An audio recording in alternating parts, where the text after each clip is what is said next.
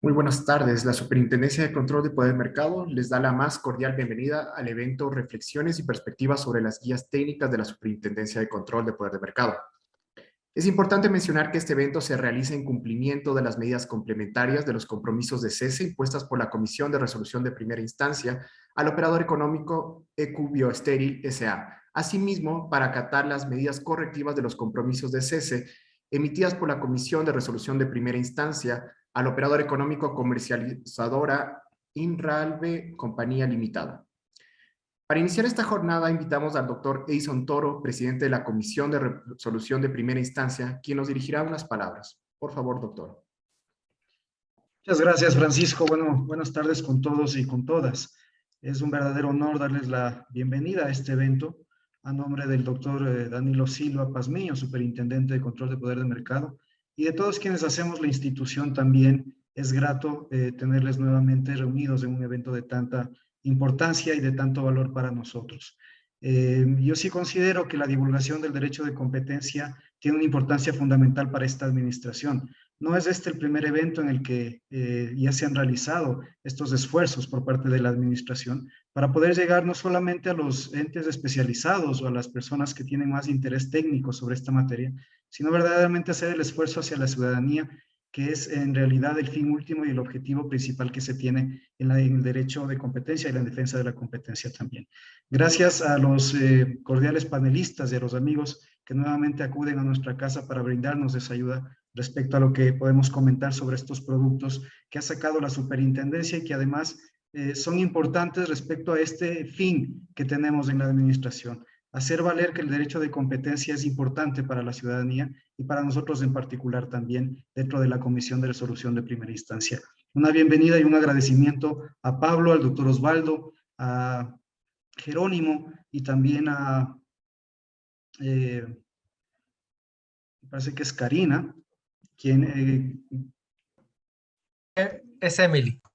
Emily, perdón, Pablo, quienes nos van a ayudar con estos comentarios de estos productos. Y agradecemos también a nombre de la superintendencia esa cooperación. Yo no creo que una institución pública pueda hacer sola su trabajo. Esas alianzas y esas cooperaciones con el sector privado y sobre todo con la academia siempre van a ser importantes. Por eso nuevamente mi agradecimiento a ustedes que nos van a brindar su tiempo y a brindar sus conocimientos sobre esto. No quiero ser más cansón respecto a este punto. Les agradezco nuevamente a todos, a la organización también, a Comunicación, a Carolina Lozano también por estar al frente ahora de la institución también en este aspecto, y a Francisco que sin su ayuda en la parte técnica no hubiera podido hacerse posible en este evento. Sin más, muchas gracias y empecemos, por favor. Gracias, doctor. Pues bien, la superintendencia ha hecho un esfuerzo importante generando guías técnicas que coadyuven al fortalecimiento del ejercicio de las facultades administrativas e investigativas de esta entidad, otorgando además a los operadores económicos herramientas didácticas para la mejor comprensión y análisis de la Ley Orgánica de Regulación y Control del Poder de Mercado. En este sentido, el presente evento está enfocado a la discusión por parte de renombrados profesionales del derecho de la competencia sobre las 4 guías emitidas por esta superintendencia, es decir, la guía para la investigación de conductas de abuso de poder de mercado, la guía para la investigación de acuerdos y prácticas restrictivas, la guía de aplicación de las conductas desleales y la guía de compliance en competencia. La dinámica del evento será, básicamente cada uno de los expositores tiene una temática sobre una de las guías expuestas y señaladas y tendrá 20 minutos para su exposición. Al finalizar las 4 intervenciones, leeré las preguntas de los asistentes, las más relevantes en medida del tiempo, quienes pueden plantear sus inquietudes en el chat del Zoom durante el evento. Así que cualquier inquietud, cualquier pregunta que tengan para los panelistas nos la hacen llegar por canal del Zoom. Para empezar y dándole paso a la temática central, queremos presentar al primer expositor. Es Jerónimo Callejas. Él es candidato a PhD en Economía por la Universidad de Massachusetts, máster en Política de la Competencia y Regulación de Barcelona School of Economics, consultor en temas de competencia y regulación. Jerónimo se referirá a la guía para la investigación de conductas de abuso de poder de mercado. Bienvenido y buenas tardes, Jerónimo. Adelante. Gracias, Francisco. Voy a empezar a compartir mi pantalla, así que me comentan si es así.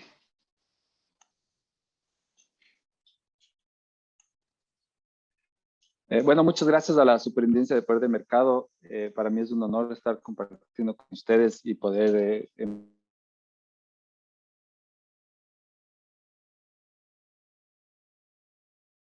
el panel con Emily y con Pablo, que fuimos compañeros en su momento en la superintendencia, y con Osvaldo, que es un abogado tan prestigioso sobre el tema de competencia. Bueno, en este momento me voy a referir exclusivamente a las guías de poder de mercado. Yo quiero darles un poco de contexto. De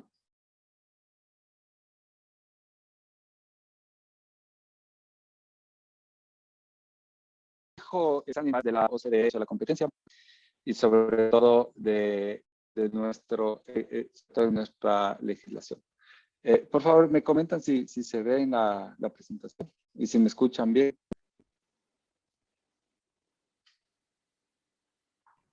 ¿Sí? Jerónimo, creo que estamos con algunas interferencias. Está un poco entrecortado. A ver, déjeme. Bueno, voy a ver, voy a apagar mi cámara para ver si tal vez se me ve, se escucha un poco mejor. Bueno, lo que yo comentaba es que las prácticas relacionadas al poder de mercado son las más complejas y no lo digo yo, lo ha dicho en la revisión del examen de interpares, lo dijo la OCDE. Y la razón principal es porque todas las prácticas tipificadas de nuestra ley utilizan la regla de la razón. ¿Qué quiere decir esto? Que hay que demostrar que existe una infracción a la ley, lo que quiere decir que se debe establecer una causalidad entre, en este caso, el tener poder de mercado y el abusar del poder de mercado. Y esta regla, la regla de razón se vuelve importante en todos los pasos de procesos de investigación en un caso de poder de mercado. No solamente en el mercado relevante, porque el mercado relevante va a ser la base fundamental para el análisis que vendrá después, sino que la existencia del poder de mercado tiene que estar bien sustentada y debe haber una relación causal entre la existencia del poder de mercado y el efecto que la práctica tipificada en la ley tiene sobre la competencia. Aparte, es importante también que dentro de este análisis se elabore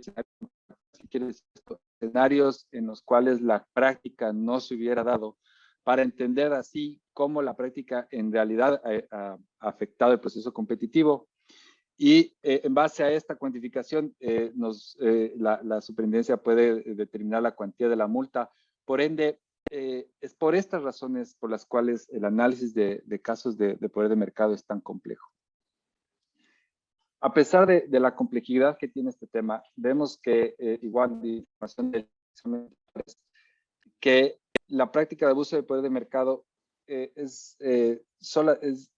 presenta una cantidad importante de casos, por detrás de lo que es competencia desleal y notificaciones de concentración, apenas por un proceso, pero se han hecho 107 investigaciones en los 5 años de revisión que tuvo el examen de interpares. Esto no es menor, esto quiere decir que la superintendencia ha dedicado una gran cantidad de recursos a la investigación de este tipo de prácticas. Y este tipo de prácticas requieren de un análisis técnico, como ya lo mencioné, bastante importante. Primero, en cada práctica, según lo que dice el artículo 5 de la ley, se debe definir el mercado relevante, que de por sí es un ejercicio bastante técnico y bastante importante y consume bastantes recursos de la autoridad. Pero después de definir el mercado relevante, se debe definir la existencia de poder de mercado, lo que le agrega una capa adicional de complejidad a este tipo de prácticas. Y por último, como vemos, cada intendencia tiene su equipo económico. Por ende, resulta difícil a veces entender diferentes metodologías que utilizan diferentes intendencias en la definición de poder de mercado, la definición de mercado relevante. Pero en el paso del tiempo, con la rotación que ha tenido la superintendencia, también se ha vuelto difícil tener una consistencia no solamente en la definición de mercado relevante, sino también en la definición de poder de mercado dentro de procesos de abuso de mercado. Claramente, la guía para la investigación de conductas de abuso de poder de mercado busca generar una base sólida para la investigación de poder de mercado. Y es lo que me voy a referir ahora. ¿Cuáles son las contribuciones de la guía? La primera y la más importante, lógicamente, es la seguridad jurídica que la guía proporciona tanto a los administrados como a la autoridad en el caso del análisis de casos de poder de mercado, ¿no? de abuso de poder de mercado. En primer lugar, ¿por dónde viene esta seguridad jurídica? En primer lugar, transparente elementos de análisis. De cierta manera, estandariza cuáles son los elementos que va a analizar la intendencia dentro de un proceso de investigación de abuso de poder de mercado, lo que elimina la incertidumbre de que diferentes grupos económicos, de análisis económico que pueda tener la superintendencia en el tiempo, vayan a tener diferentes metodologías de análisis. Esto de cierta manera contribuye para que se dé mayor seguridad jurídica en el tratamiento de este tipo de casos. Establece, y esto es algo que, que parecía trivial, pero yo siempre lo dije que es algo que es bastante importante, establece cuál es la relación entre el poder de mercado y dominancia. Como concepto, el poder de mercado en temas económicos nos dice que cualquier operador económico que tenga la capacidad de establecer un precio por sobre el costo marginal tiene cierto grado de poder de mercado. Pero la ley no considera el poder de mercado como esa capacidad de generar un margen de ganancia en la actividad económica, sino que establece y penaliza el abuso de significativo poder de mercado. O sea, hasta qué punto un operador puede acumular poder de mercado para que de cierta manera pueda llegar a abusar del mismo. En muchas otras jurisdicciones se habla de abuso de dominancia, de ser dominante en el mercado. Y la dominancia se define como la acumulación de poder de mercado. Y en estas guías, de cierta manera, se reconcilian estos dos términos y se deja especificado que poder de mercado a la luz de la superintendencia y a la luz del análisis de la superintendencia se va a referir únicamente a la acumulación excesiva de poder de mercado. Por otro lado, las guías también, de cierta manera, especifican cuál va a ser la metodología que va a usar la superintendencia para iniciar con ciertos estándares que la superintendencia va a tener que seguir antes de iniciar un caso de oficio, lo cual es totalmente beneficioso, dado que se han dado casos en el pasado donde se abrieron algunos casos donde no existían los méritos económicos y jurídicos para hacerlo. Otra contribución que le encontré a la guía es que aporta elementos adicionales a la definición de mercado relevante. Elementos que tal vez son ambiguos o que no están mencionados en la resolución 011 de la Junta de Regulación de la Ley de Regulación del Control de Poder de Mercado. Elementos, por ejemplo, como cómo se define o cómo se debe realizar un test de monopolista hipotético. En las guías de la resolución 011, de cierta manera se debe entender que el test de NIF y el test de monopolista hipotético son dos test diferentes, cuando en realidad es uno mismo. Y tampoco se explica muy bien a qué se refiere o cuál es la manera de aplicar el test de monopolista hipotético. Aquí las guías son muy claras en cómo se debe aplicar el test de monopolista hipotético y cómo se lo debe utilizar. Otra ventaja que encontré yo en las guías es que dispone el análisis de varios elementos en conjunto.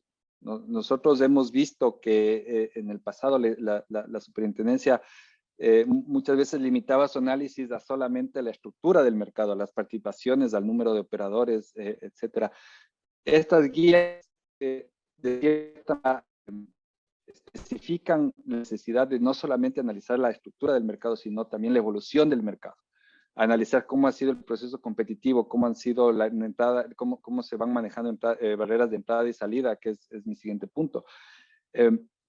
Esta guía hace un excelente trabajo en especificar cómo se deben analizar las barreras de entrada y sobre todo especifica que hay que analizar la entrada reciente de competidores. Eso es súper importante y en mi experiencia a la superintendencia a veces le faltaba analizar la evidencia empírica. La evidencia empírica me refiero a la evidencia del mercado y ver cómo en realidad sí ha habido entrada. O sea, la mejor forma de evaluar si las barreras de entrada a un mercado son altas o bajas es determinando si ha habido entrada o no ha habido entrada.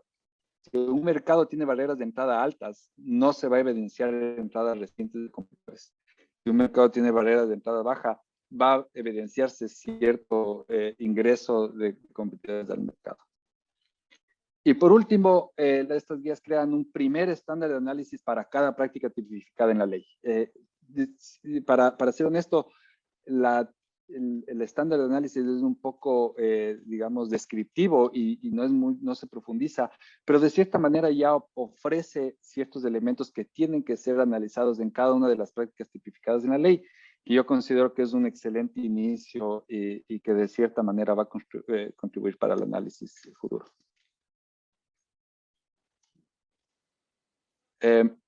Déjeme proceder a hacer un comentario sobre el análisis económico de la guía. Las guías, a mi punto de vista, fueron pensados en base al paradigma de la estructura, conducta y resultado. ¿En qué sentido? En que la guía de cierta manera se centra en analizar la estructura del mercado y la conducta. ¿Cierto? O sea, de cierta manera asume que la estructura del mercado que los márgenes de ganancia que genera la empresa dominante o la empresa con mayor poder de mercado en la industria, en el mercado analizado, se desprende de la estructura del mercado. Aquí, ¿qué quiere decir esto? Que un operador es monopólico porque el mercado es monopólico y por eso sus ganancias son superiores digamos, a cualquier otro tipo de competencia. Las guías no hacen antes de pasar a eso, las guías hablan mucho de analizar las condiciones básicas del mercado. Cómo está el mercado, cómo se ha venido desarrollando, cuáles son las preferencias de los consumidores, qué tipo de tecnología se utiliza, cuál es la durabilidad del producto, ubicación de la demanda, etc. Pero no habla mucho de los resultados. No se habla mucho de analizar cuál es el margen de ganancia que tienen las empresas, no habla mucho de cuál es el crecimiento tecnológico, cuál es la evolución en temas de calidad y servicio. Entonces, a mi punto de vista, las guías se centran en estos tres primeros elementos de la estructura de paradigma, esos tres primeros elementos del paradigma de la estructura, conducta y resultado. Y las guías también dan un peso importante a la participación del mercado. En cierto punto de las guías hace referencia que cuando analizamos un mercado relevante y vemos que la participación del operador investigado es menor al 40%, resulta improbable que exista poder de mercado. Y si dicha participación en cambio es mayor al 70%, es muy probable que exista poder de mercado. ¿Qué pasa en el medio? En el medio las guías sugieren un análisis profundo donde no solamente se consideran las participaciones, sino tal vez los números de competidores, las barreras de entrada y la disputabilidad del mercado. Que todos estos son elementos de la estructura más que de la conducta o del resultado del proceso competitivo. ¿Cuál es el problema en basar el análisis dar un peso tan profundo a la participación del mercado? Es que se genera una dependencia importante del mercado relevante. ¿Qué quiere decir esto?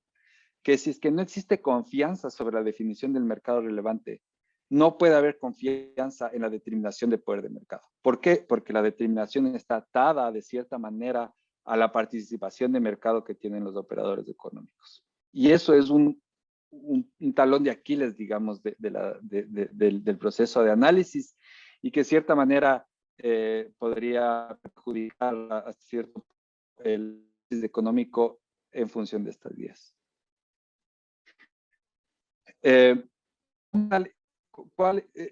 ¿Cuál sería más o menos como la alternativa que se puede alcanzar desde las guías? Primero, partimos desde la definición económica de poder de mercado, que lo define como la capacidad que posee un operador económico de influir unilateralmente en los precios y cantidades ofertadas en el mercado podemos ver que se puede medir el poder de mercado a partir del índice de Lerner. El índice de Lerner no es más que una métrica que mide la distancia entre el precio y la cantidad, entre el precio y el costo marginal, es decir, el margen de ganancia que genera una empresa. Y ese margen de ganancia tiene una relación directa con la elasticidad propia, precio de la demanda que tiene que presenta el producto analizado. ¿A que nosotros podríamos tener o podríamos alcanzar un estimado del poder de mercado que tiene un operador económico a partir de la elasticidad propia y la elasticidad cruzada que presenta el mercado relevante? Solo para estar todos en la misma página, voy a definir qué quiero decir con la elasticidad propia y cruzada. La elasticidad es el cambio porcentual de la cantidad demandada de un bien o un servicio cuando dividido para el cambio porcentual del precio del mismo bien u otro bien o servicio. ¿Qué quiere decir esto? Nosotros analizamos cómo reaccionan los consumidores ante un caso, ante un incremento en el precio. En este sentido, la elasticidad propia nos deja ver qué tan independiente es un operador con respecto a los consumidores, y la elasticidad cruzada nos deja ver qué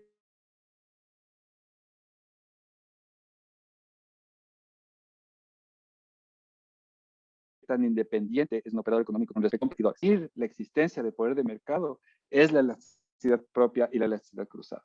Con estos dos elementos nosotros ya podríamos tener una buena idea de cuál es el poder de mercado que ostenta un operador económico sin tener que depender tan pesadamente en la definición del mercado relevante. Y de cierta manera, esta discusión ya se viene dando por algunos años. Aquí hay un choque entre lo que dice el paradigma de estructura, comportamiento y resultados, donde prácticamente lo que dice es que la estructura del mercado determina los márgenes de ganancia de las empresas. Y la escuela de que dice no necesariamente es así. Puede ser que una empresa muy eficiente genere un margen de ganancia bastante alto y eso le lleve a eliminar a sus competidores, volviendo a esa empresa un monopolio. ¿Qué quiere decir esto? Que la causalidad entre la estructura del mercado y los márgenes de ganancia que se observan en un mercado no está bien definida en economía. No sabemos si el margen de ganancia se debe a la estructura del mercado o la estructura del mercado se debe al margen de ganancia. Esa es la crítica de la Escuela de Chicago, y que prácticamente ha dejado el paradigma de estructura, comportamiento y resultados más prácticamente obsoleto.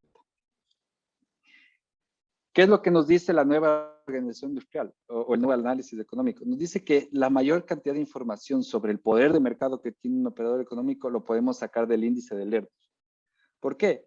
Porque el índice de Lerner nos va a decir, nos deja información sobre qué determina el precio de un producto. Determina que la diferenciación del producto, la ubicación de ese producto, la calidad de ese producto, etcétera. ¿Qué determina los costos marginales? El costo marginal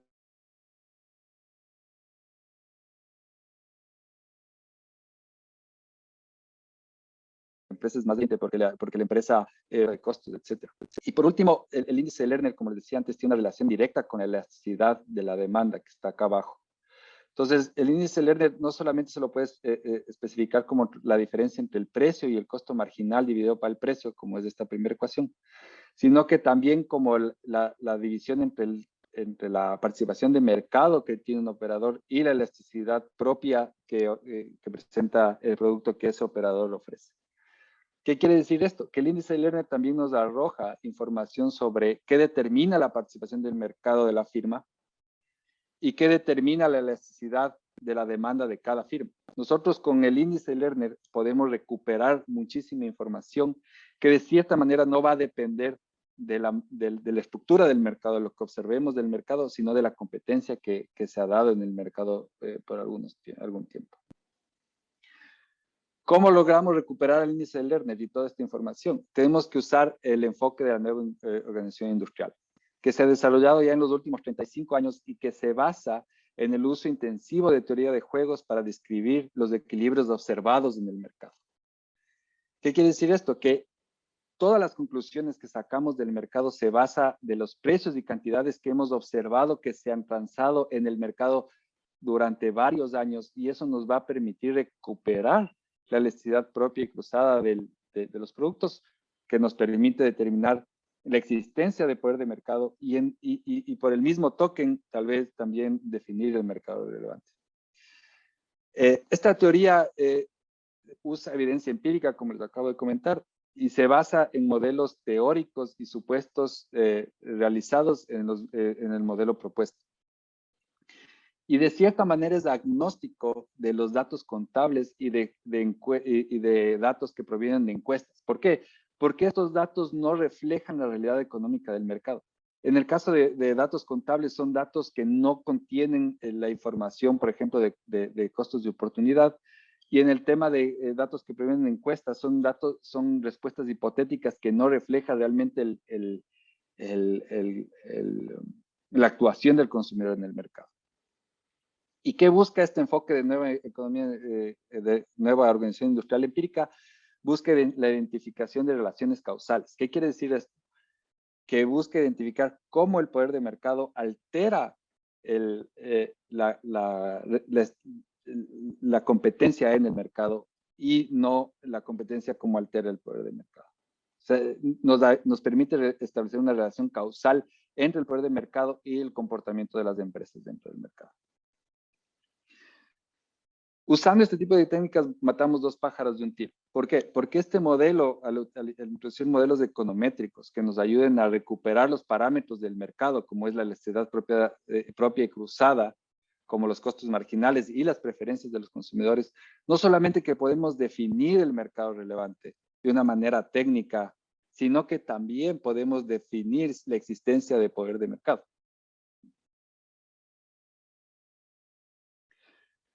Como conclusiones, lo que yo veo es que la guía es una pieza muy importante en el análisis de la economía de la competencia y sobre todo contribuye muchísimo al trabajo de la superintendencia porque genera seguridad jurídica. Contribuye de cierta manera a ciertos vacíos que se han observado en la definición de mercados relevantes en las guías que actualmente se estaban utilizando, como es la resolución 011. Una oportunidad de mejora es que se pone demasiado peso en la participación de mercado cuando se podrían utilizar técnicas como las que acabo de comentar de la nueva organización industrial para no depender tanto de la participación de mercado, que de cierta manera siempre va a estar atada a la prolijidad de la definición del mercado relevante.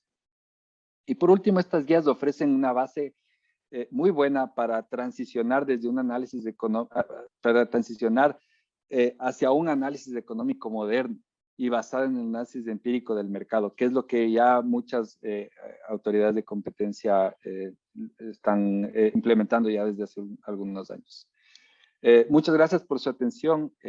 Cualquier comentario y duda, está aquí el correo electrónico y la página de nuestra consultora. Les agradezco si es que me envían un comentario y les agradezco muchísimo por la atención. Gracias. Muchas gracias, Jerónimo. Bastante valioso el análisis económico que haces de las guías en cuanto al marco analítico de las estructuras de mercado, en cuanto partiendo desde del paradigma, estructura, conducta y resultado, la Escuela de Chicago, la nueva organización industrial empírica y cómo va llevando a esto el tema de justamente tener una base de discusión. La guía ofrece eso, una base de discusión, de conceptual para poder llegar a mejores resultados, ir creciendo en la discusión hacia dónde tiene que ir el derecho de competencia, enfocado netamente al tema del abuso de poder de mercado. Así que muchas gracias, Jerónimo. Igual recordar a los participantes y a quienes nos están asistiendo al presente evento que cualquier pregunta lo pueden hacer a través del chat del Zoom. Ahora bien, para continuar, continuaremos con la intervención de Emily Román. Ella es abogada, experta en Derecho de Competencia y Compliance, es codirectora del área de Antitrust Consumer Law en Compliance de Ecuador, autora de publicaciones y trabajos de investigación. Emily nos planteará sus reflexiones y perspectivas sobre la guía para la investigación de acuerdos y prácticas restrictivas. Así que adelante, Emily. Muy buena tarde. Muchas gracias, Francisco. Muchas gracias a todos los presentes y felicitaciones a la Superintendencia por este tipo de iniciativas y poner adelante estas maravillosas herramientas para la abogacía de la competencia que son las guías técnicas. Me permito compartir mi presentación. La tarde de hoy quisiera que discutamos sobre un tema bastante controvertido, que es uno de los elementos de la guía, que es la presunción de ilegalidad de los acuerdos restrictivos por objeto. Un momentito, por favor, que se ponga la presentación.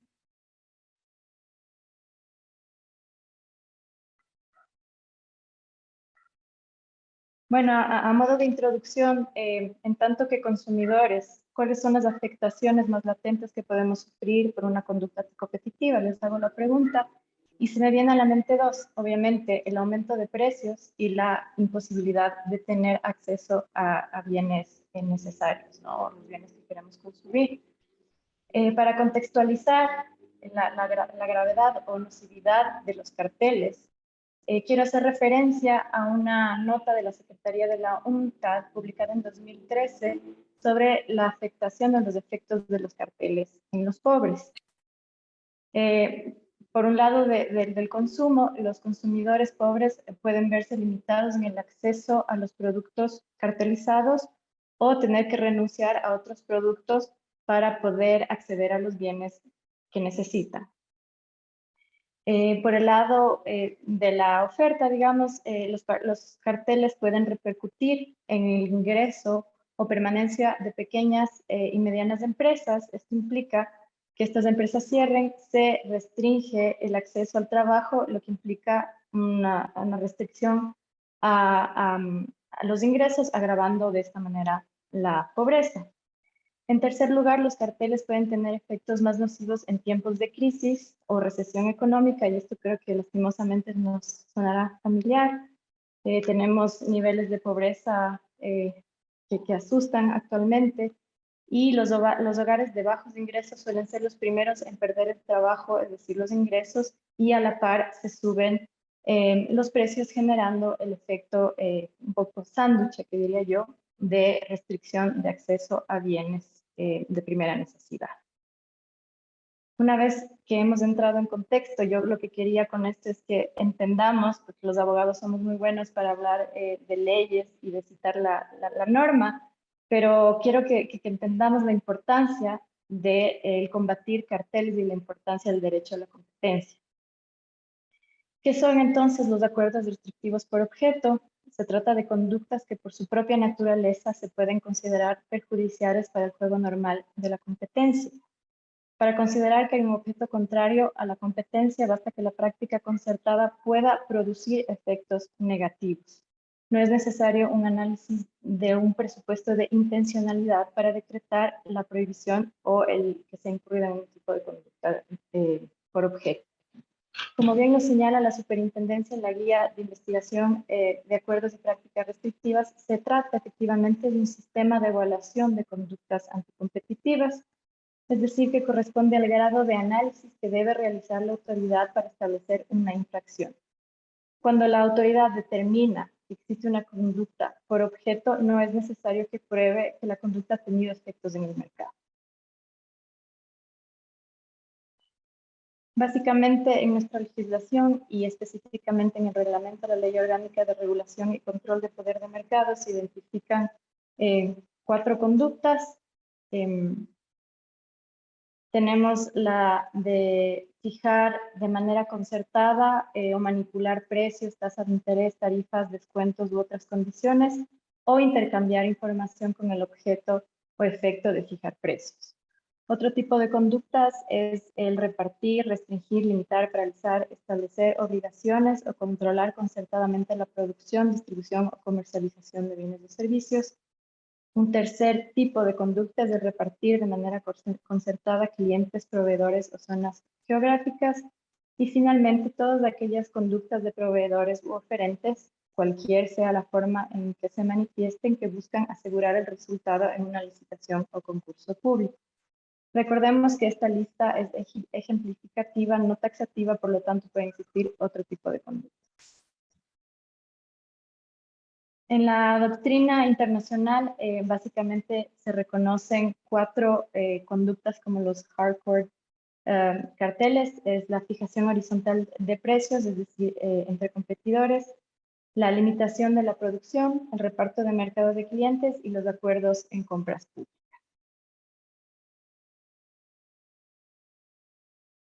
Les voy a compartir ejemplos de casos en los cuales el Tribunal de Justicia, sobre todo de la Unión Europea, ha determinado que ha existido una conducta por objeto y que por lo tanto no ha sido necesario analizar los efectos en el mercado.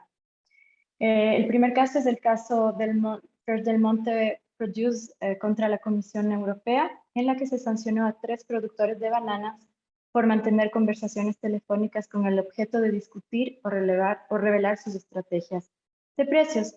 Aquí, por ejemplo, podemos ver un caso clarísimo de que el compartir información puede ser considerado en sí una restricción por objeto.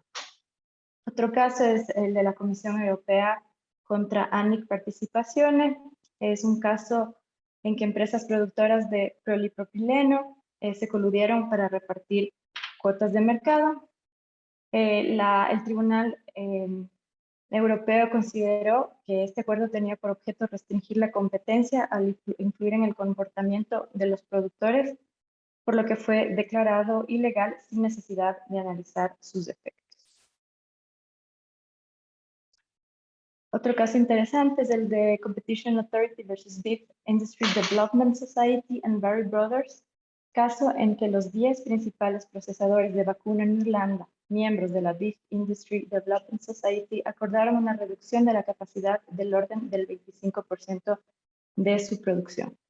Aquí también el Tribunal de Justicia de la Unión Europea sostuvo que los acuerdos que permiten a los participantes implementar una política o estrategia común para reducir la oferta y de esta manera incrementar los precios tiene por objeto restringir la competencia. Finalmente, un caso que nos puede resultar un poco más cercano es el de la Superintendencia de Industrias y Comercio de Colombia, quien sancionó a 3 contratistas estatales que habían llegado a un acuerdo colusorio en relación a la adjudicación de contratos de varias instituciones educativas en la venta de libros escolares.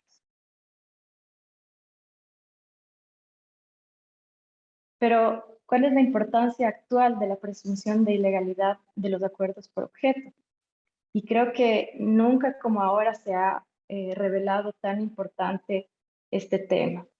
Estamos en un entorno post-COVID de conflictos bélicos y de escasez de materias primas por los problemas en el transporte.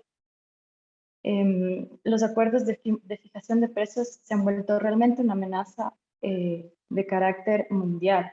Se ha visto recientemente cómo este tipo de acuerdos en las cadenas de suministro han tenido como consecuencia una inflación a nivel mundial. Este problema ya ha sonado las alarmas en algunos países, sobre todo en Estados Unidos, donde las autoridades de competencia ya han puesto toda su fuerza y todo su contingente en investigar y, de ser el caso, sancionar estos acuerdos de fijación de precios. Aquí les comparto una noticia. El 8 de febrero de 2022, una senadora, Elizabeth Warren, solicitó al fiscal general que tome medidas agresivas contra las empresas involucradas en la fijación de precios. Esto se debe a un malestar general en la sociedad americana al sentir que los precios se han incrementado de manera exagerada y a una velocidad galopante. Warren escribió que el aumento de la demanda junto con las cadenas de suministro quebradizas han permitido a las empresas aumentar su poder de mercado a través de medios anticompetitivos, y esto es la raíz de la inflación actual. Es por esto que el esfuerzo más reciente del Departamento de Justicia pone el punto de mira en empresas involucradas en la cadena de suministro, transporte, almacenamiento, logística de terceros y entrega de productos, por sospechar que estos están al origen de la inflación. Les propongo ahora que entremos entonces a pensar y analizar cuáles son las justificaciones económicas y legales de la presunción de legalidad de las restricciones por objeto. Aquí estoy acompañada de economistas y ustedes me sabrán corregir si digo alguna tontería, pero ¿qué es la probabilidad? La probabilidad estadística es la proporción de veces que puede ocurrir un evento, repetirse un evento en un experimento bajo las mismas condiciones o condiciones similares. Es por eso que el análisis económico sugiere que bajo determinadas condiciones de mercado, la probabilidad de que cierto tipo de acuerdos sean perjudiciales para la eficiencia y para el bienestar es muy grande y tiene un costo muy elevado. También, paralelamente, la probabilidad de que en estos casos la decisión de prohibir una práctica de este tipo sea errónea es muy baja y por lo tanto no es necesario ni deseable emplear recursos públicos en acreditar sus efectos reales en el mercado. Otra de las justificaciones sería la disuasoria, ¿no? Sabemos que la función principal del derecho de la competencia es la disuasión. Lo que se busca a través de las multas y sanciones es evitar que conductas que perjudican el funcionamiento del mercado se lleven adelante y por ende perjudiquen el bienestar social. Recordemos que la sanción no es un fin en sí, es un medio para lograr objetivos sociales y económicos. Por lo tanto, el establecer una ilegalidad, una presunción de ilegalidad de los acuerdos por objeto tiene un efecto disuasorio y se trata de que los operadores económicos conozcan de antemano que este tipo de conductas serán sancionadas fuertemente para evitar justamente que las empresas incurran en ellas.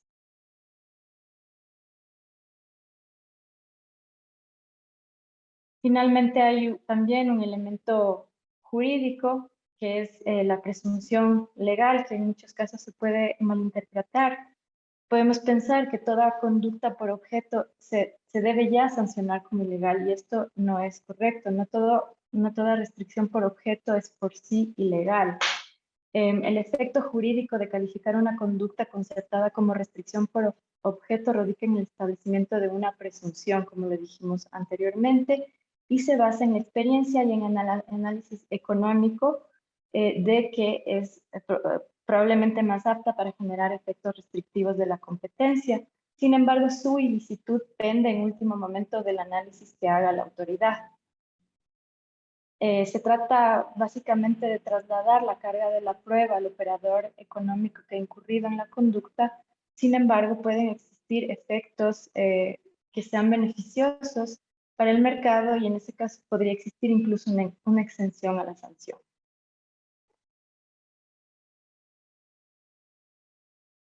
La presunción de ilegalidad también responde a las mejores prácticas internacionales.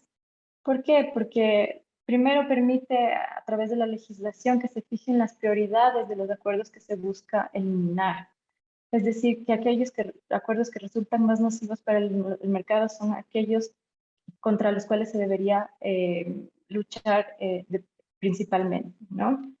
Y contrario, y aquí capaz me saltan todos los abogados, pero el establecer este tipo de reglas otorga seguridad jurídica, porque los operadores económicos ya saben cómo serán evaluadas sus conductas y cuál es la respectiva sanción para ellas. Como decía Jerónimo, la regla de la razón es un tema complejo y si hacemos un símil con otro tipo de normativa, es como decir, yo qué sé, el asesinato corresponde a tantos años de cárcel, es básicamente lo mismo, ¿no?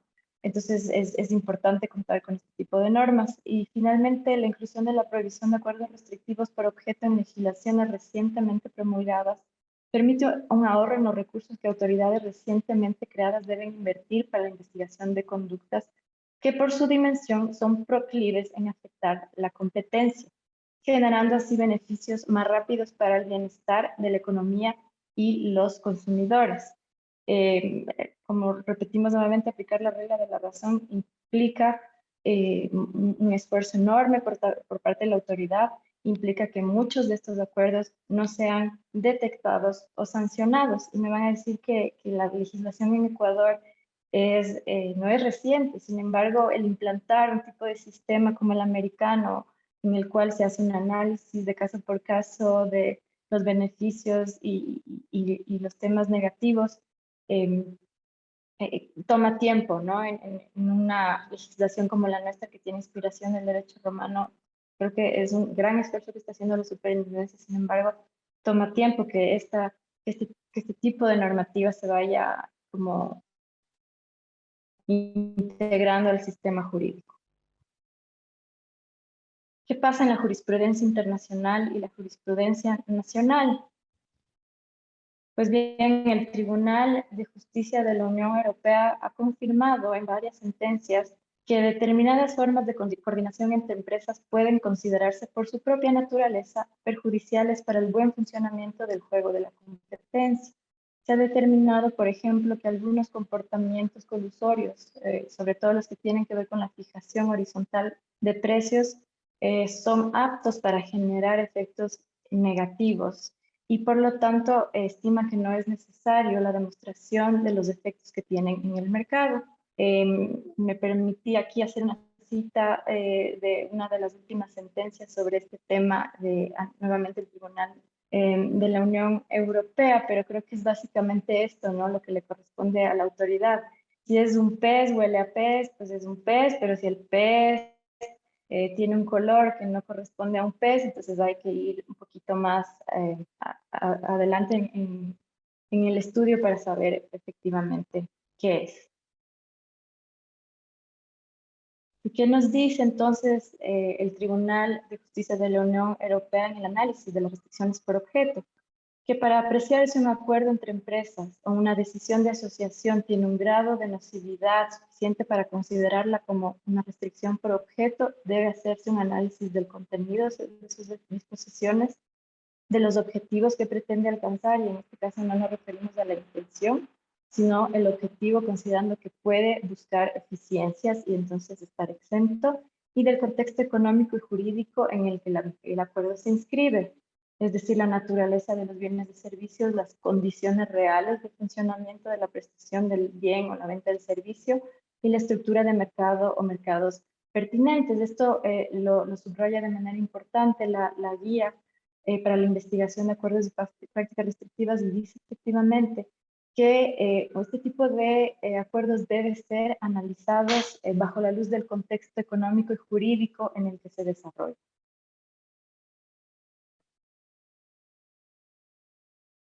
¿Qué ha pasado en Ecuador? Lastimosamente hay digamos, un antecedente en el que la Corte Nacional de Justicia, en un caso RECAP, utilizó consideraciones propias del derecho penal al considerar que un cartel de competencia es igual a una infracción de peligro concreto en derecho penal. Esto implicó que se le impuso a la superintendencia en todos los casos el análisis de los efectos a través de la regla de la razón, ¿no? Y aquí me he permitido citar textualmente lo que muy acertadamente dice la guía y lo que ha dicho la OCDE, que la Corte Nacional de Justicia emitió un pronunciamiento erróneo porque asimiló la regla de la razón y la regla per se a la distinción de acuerdos de prácticas por objeto y efecto. Sin embargo, esto no es lo que establece nuestra jurisdicción, no solo el reglamento ni tampoco la ley, y esto puede tener lastimosamente consecuencias para el eficiente funcionamiento del mercado. Y aquí hago unas pequeñas reflexiones. En primer lugar, el derecho a la competencia es una rama del derecho que tiene sus propios principios basados en supuestos económicos, como ya lo vimos anteriormente, en temas estadísticos de probabilidad y todos los que ya Jerónimo ha explicado de manera muy clara, por lo que no le corresponde aplicar para su interpretación consideraciones propias de otras ramas del derecho. Por otro lado, una lectura superficial podría llevar a concluir que el efecto jurídico de calificar una conducta como restricción por objeto es eximir a la autoridad de competencia de la necesidad de realizar cualquier tipo de análisis del contexto económico y jurídico de la conducta. Esto es incorrecto, ya lo hemos visto El Tribunal de Justicia de la Unión Europea ha establecido claramente cuáles son un poco los lineamientos y los estándares del análisis que debe hacer una autoridad para llegar a la conclusión de que se trata de una restricción por objeto. Esta puede ser la razón por la cual en nuestro país el temor básicamente de operadores económicos haya hecho que se empuje a una visión sobre la aplicación de la regla de la razón. Sin embargo, como ya lo veíamos anteriormente, a mi criterio estos son temores infundados, porque creo que es más claro saber cuál es la conducta tipificada y cuál es la sanción, a esperar una evaluación que no es, a la que no estamos acostumbrados para saber cuál es el resultado. Y finalmente, decir que la potencialidad de la afectación está prevista en la ley, así lo establece cuando tipifica las conductas y dice que por efecto, que tengan o que puedan tener efectos en el mercado, reconociendo que hay conductas aptas para generar restricciones de la competencia sin que necesariamente hayan producido sus efectos. Y qué mejor que una conducta sea detectada y sea suspendida antes de tener efectos en el mercado. Eso sería eficiente y eso sería lo más deseable.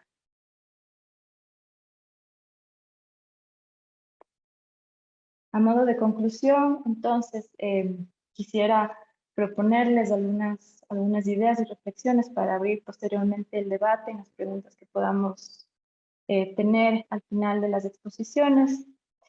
Existe en las legislaciones internacionales y en la legislación nacional una clara distinción entre acuerdos restrictivos por objeto y efecto, que incorpora un sistema de evaluación por parte de la autoridad que es distinto para cada tipo de conducta.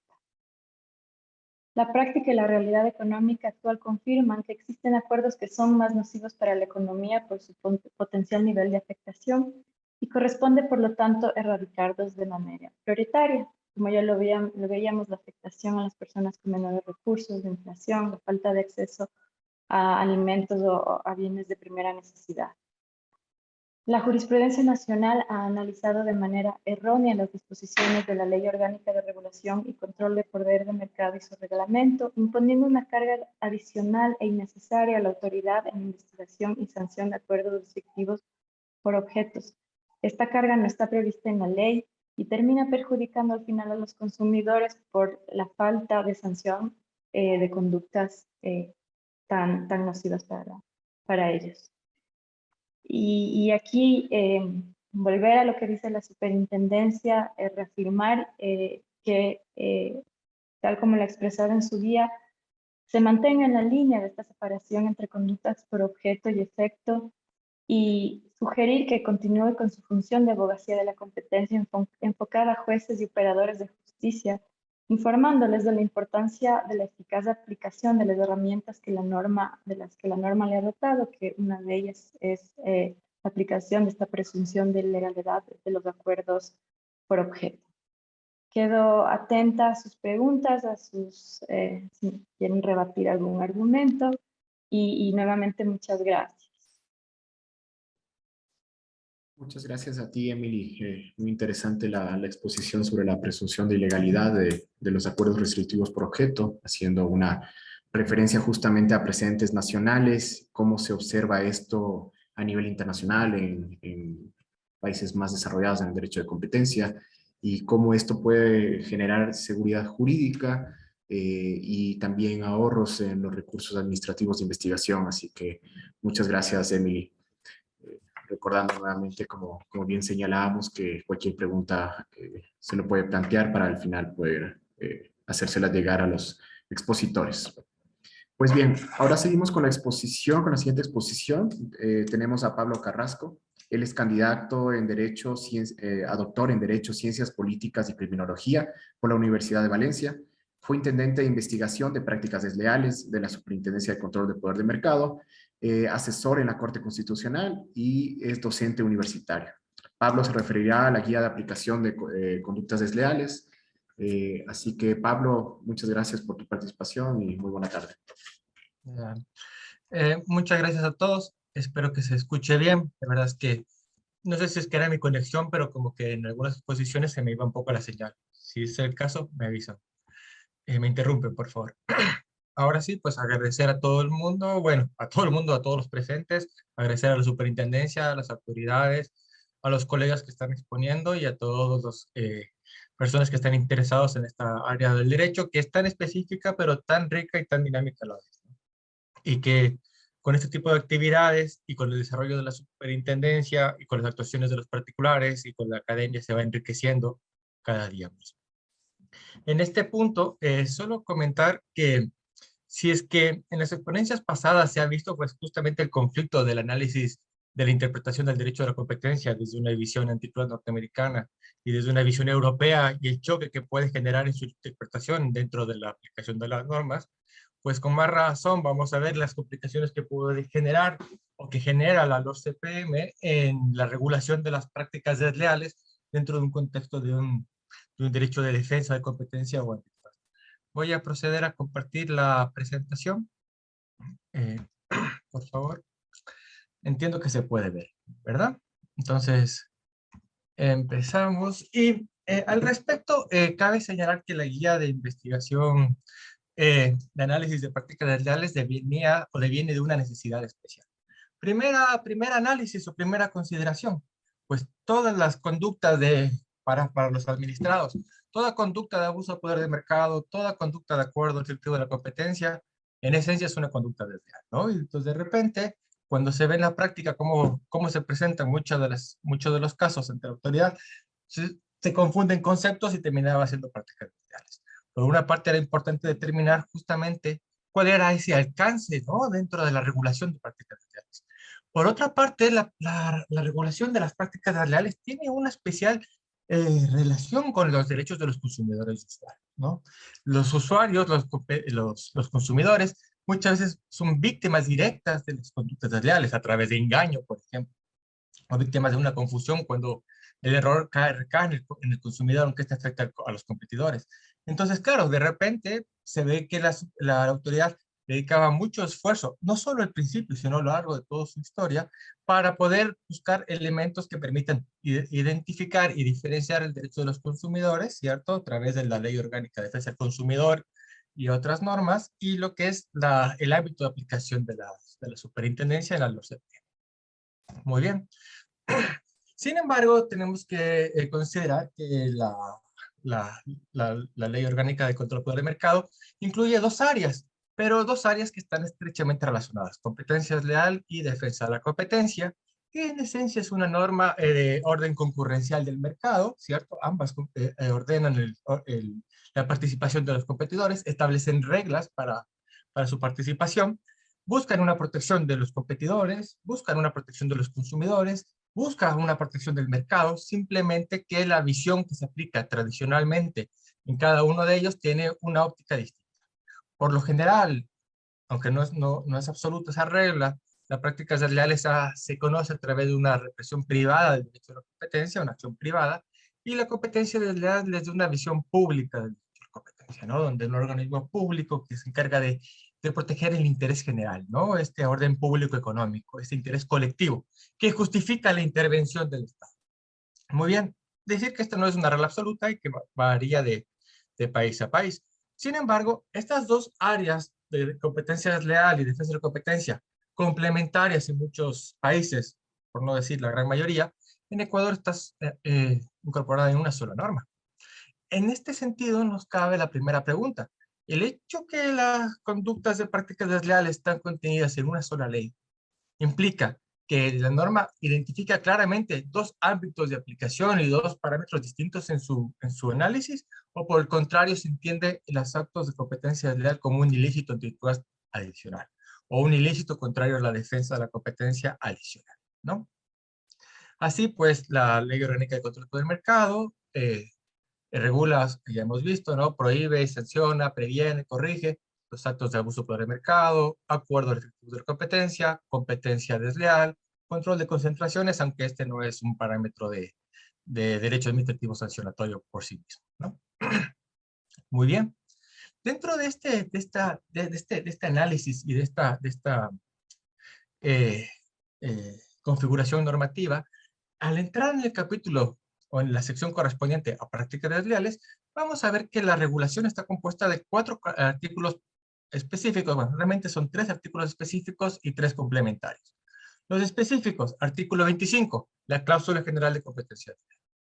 Artículo 26, cláusula de prohibición, que no es lo mismo que cláusula general, y en lo que es el listado de conductas anticompetitivas o desleales, consideradas como desleales, no taxativas, conforme al artículo 27 de la ley. Adicionalmente, debemos tener en cuenta el artículo 78, que establece la configuración como infracción de la norma, el artículo 79, que establece las sanciones para las infracciones normativas, y lo que es el artículo 5, que ya lo vamos a ver, que sería para efectos de prácticas desleales, y lo he entendido como el parámetro de calificación o cualificación de la conducta. Vamos a desarrollar estas ideas conforme a la guía de investigación de prácticas desleales. Muy bien. Primera discusión. Las conductas de competencia desleal en la Ley Orgánica de Control de Poder de Mercado, ¿se deben entender como un ilícito autónomo o como un ilícito antitrust? Para ello vamos a revisar los artículos correspondientes. Habíamos dicho, ¿no? Artículo 25. El artículo 25 tiene la cláusula general. Cláusula general tiene algunas funciones, normalmente, que en Ecuador se incluyen, que es una cláusula, una norma justamente de aviso, de conocimiento, de notificación. Nos avisa, nos da el contexto, nos da el concepto de que es que es la competencia desleal. En nuestro caso, todo acto contrario a los usos y costumbres honestas. 2, es una norma autónoma. En Ecuador, pues, se puede sancionar una conducta de competencia desleal por infracción a la cláusula general. No hace falta que esté expresamente tipificada en el 27, sino que se sanciona por aplicación de la propia cláusula general. Adicionalmente, es un ilícito de peligro. La propia norma establece de que no hace falta constatar los efectos reales de la conducta, sino el análisis de la potencialidad de la misma, ¿no? Entonces ya se expresa de manera. Por su parte, el artículo 26 de la ley, habíamos señalado que era una cláusula de prohibición. ¿Por qué? Porque si bien el 25 establece lo que se entiende por cláusula de competencia general, el 26 nos dice, muy bien, la competencia desleal está prohibida, ¿sí? Y será sancionada ¿cuándo? Y cuando nos pone el término ¿cuándo? Expresamente nos establece que no toda conducta desleal está prohibida en términos de la ley, sino solo aquellas que generen ciertos efectos anticompetitivos en el mercado. En otras palabras, el artículo 26 es una norma condicional. Establece la condición de la graduación de la conducta o del efecto de la conducta en el mercado.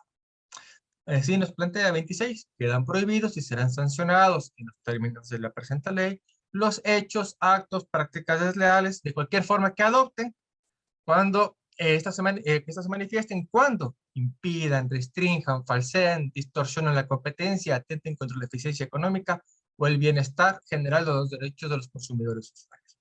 En este contexto, automáticamente el artículo 26 ya nos da un parámetro que no es común en las normas de competencia desleal. Si quisiéramos entender que la competencia desleal se sanciona por sí misma sin necesidad de una afectación al mercado relevante o sin una afectación a la estructura del mercado o a la competencia u otro, bastaría únicamente la sanción por el 25. La ley solo debería contemplar cláusula general y listado de conductas prohibidas, más allá de otros artículos propios de ese tipo de normas, como finalidad concurrencial o división de competencias, entre otras. Muy bien. En este contexto, podríamos entrar en una segunda conclusión. Bueno, si bien la cláusula 26 establece un parámetro de condicionamiento, el efecto de la condición es muy amplio. Impida, restringe, falsea la competencia, la eficiencia económica, el bienestar general, los derechos de los consumidores y usuarios. De repente, cualquier efecto que genere una conducta sería sancionable, ¿no? O sea, de repente parecería que nos sobra el artículo 26. En este punto, bueno, y el artículo 27 que establecen las cláusulas, los tipos jurídicos. Bueno, en este punto corresponde al análisis de determinar, bueno, ¿cuál es el alcance de la prohibición del 26? ¿Se entiende estos dos artículos de manera aislada o debe ser entendida en una manera conjunta, en una manera integral con el resto de la ley?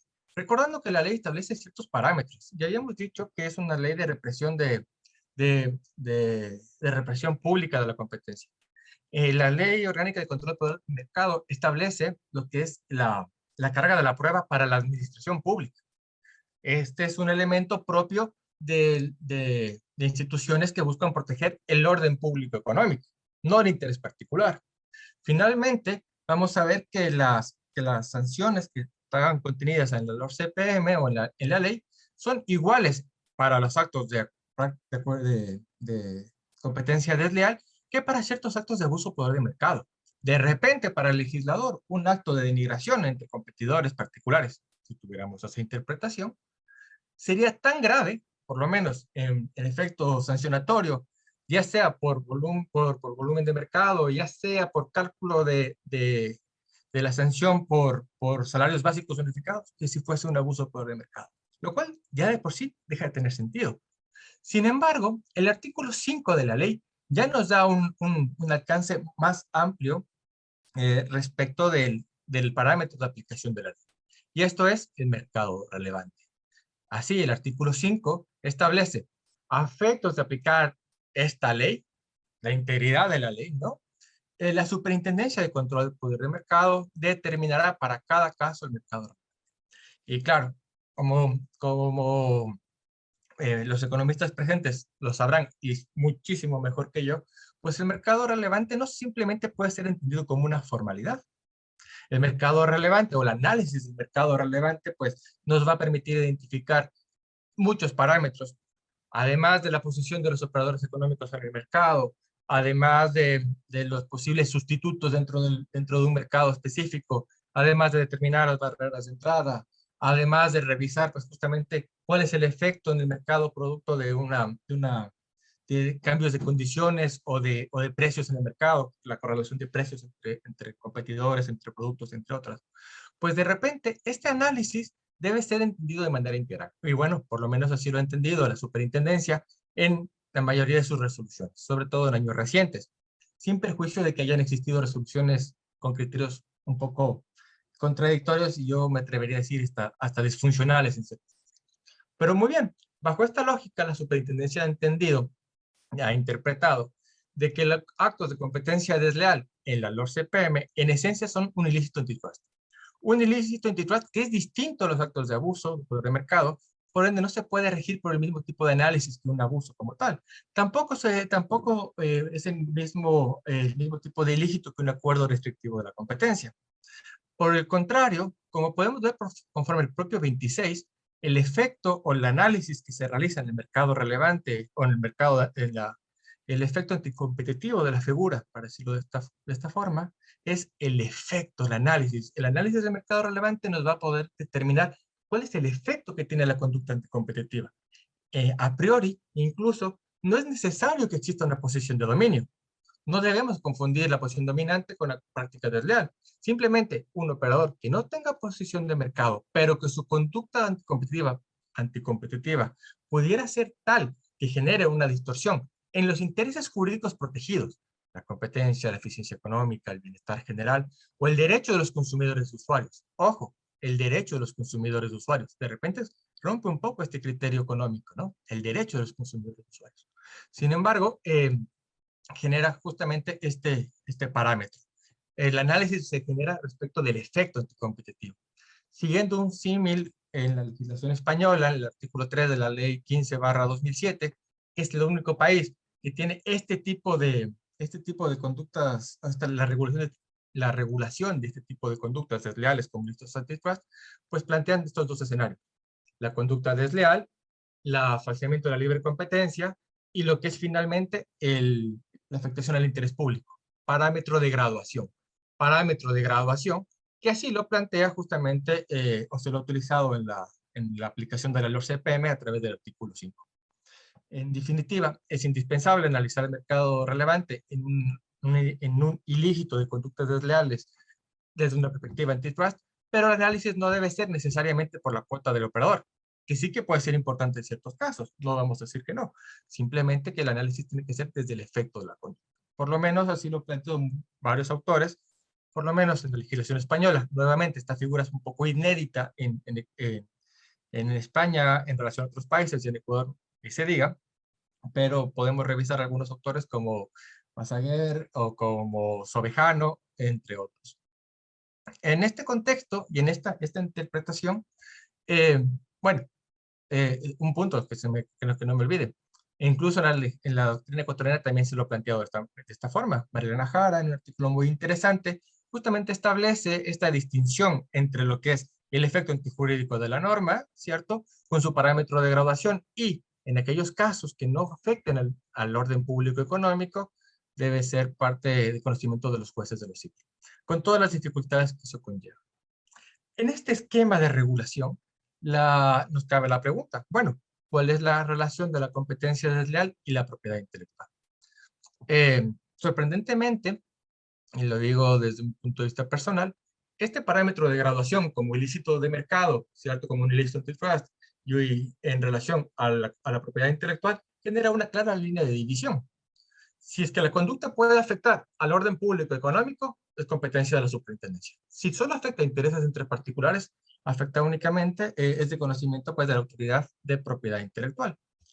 ¿Cuál pasa con los consumidores y usuarios? Pues hemos visto justamente este parámetro de necesidad de división. Los derechos individuales de los consumidores y usuarios, pues por supuesto que se podrán conocer a través de la Ley Orgánica de Defensa del Consumidor, del juez de contravenciones, a pesar que advertimos que es una norma muy limitada, sobre todo en su aplicación, que no se puede reputar eficiente, por lo menos en sus objetivos y en su ámbito sí, pero tal vez no la consecución de sus objetivos, que es distinto. Por otra parte, la competencia desleal sí que relaciona, hemos dicho, los derechos de los consumidores usuarios, pero en este contexto antitrust, en este contexto de afectación al mercado. Por ende, se pueden ver varias resoluciones emitidas por la superintendencia, no de ahora, sino ya hace muchos años, en los cuales, si bien se puede acreditar la existencia de una conducta, el efecto anticompetitivo que produce no cumple este parámetro de cualificación, que sí es discutible. Hay que ver bien los parámetros y cuándo poder, a través de la carga argumentativa y económica, poder justificar esta afectación. Hace semanas atrás salió en redes sociales, justamente de la superintendencia, un caso en el cual se sanciona por prácticas desleales por falseamiento del mercado.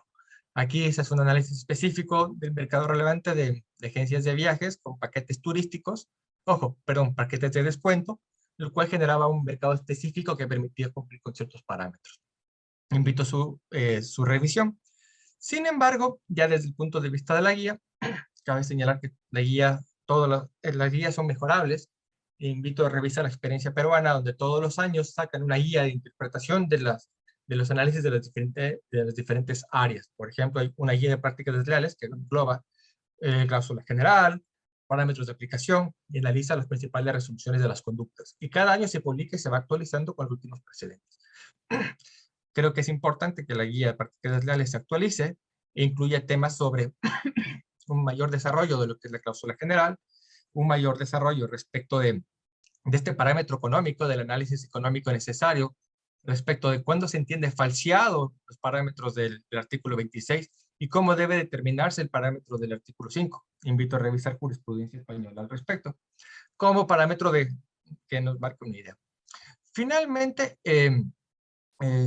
ya para concluir, el derecho de competencia es un derecho en construcción, a mi criterio, no solo normativo, sino a través del desarrollo de la casuística que pueda emitir la superintendencia y finalmente a través de las resoluciones que emite la judicatura.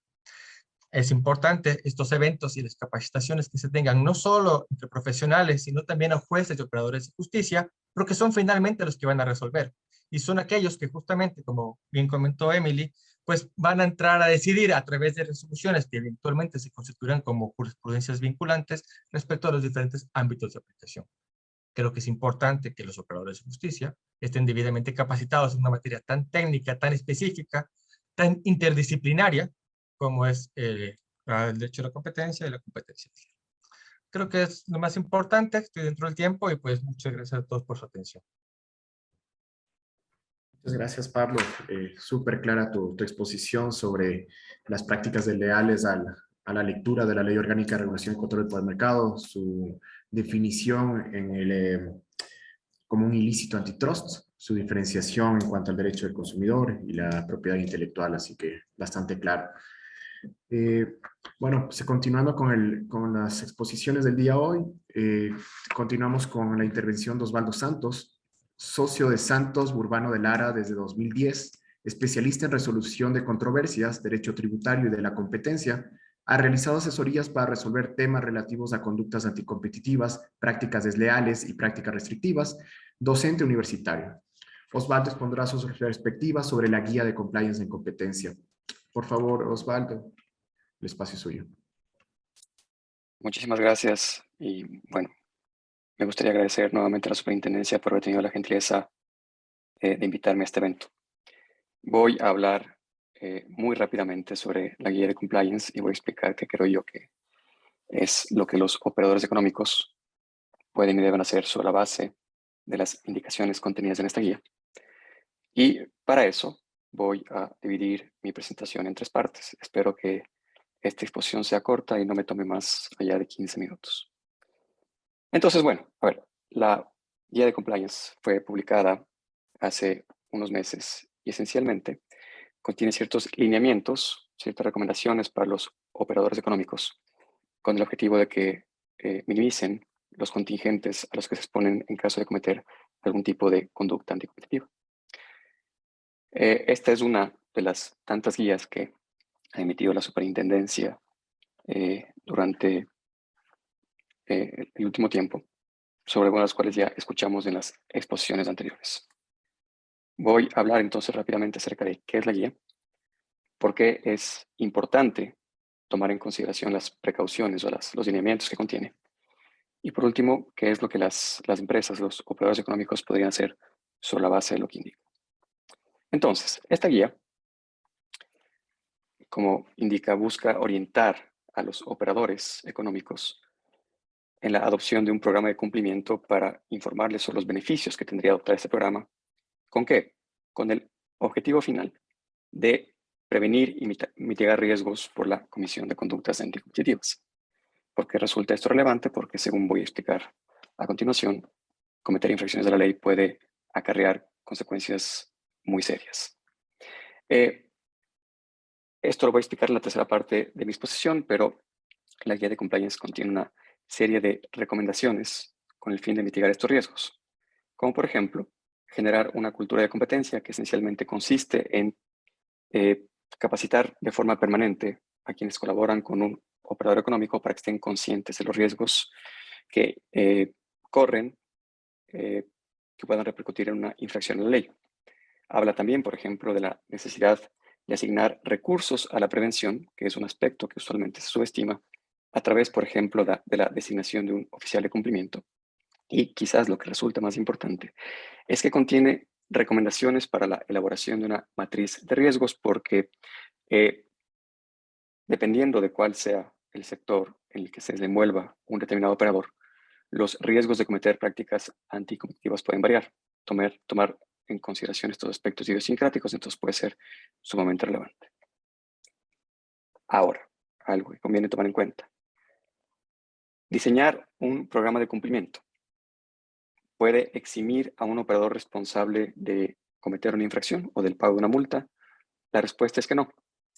Es cierto que implementar estos programas de compliance entonces no tendrá efecto alguno en la responsabilidad administrativa, civil o penal que pueda tener un operador económico, pero definitivamente, dejando todo lo más constante, la probabilidad de que un operador que ha tomado las medidas para prevenir estos riesgos cometa una infracción va a ser menor que si es que no toma precaución alguna.